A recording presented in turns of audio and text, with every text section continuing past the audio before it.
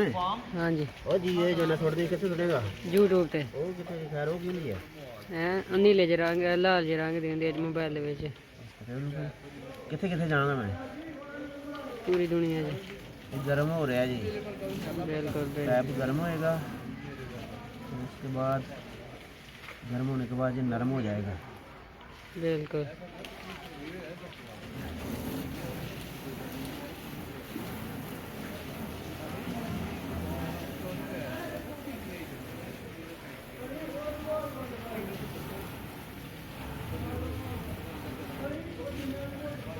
नरम हो रहा है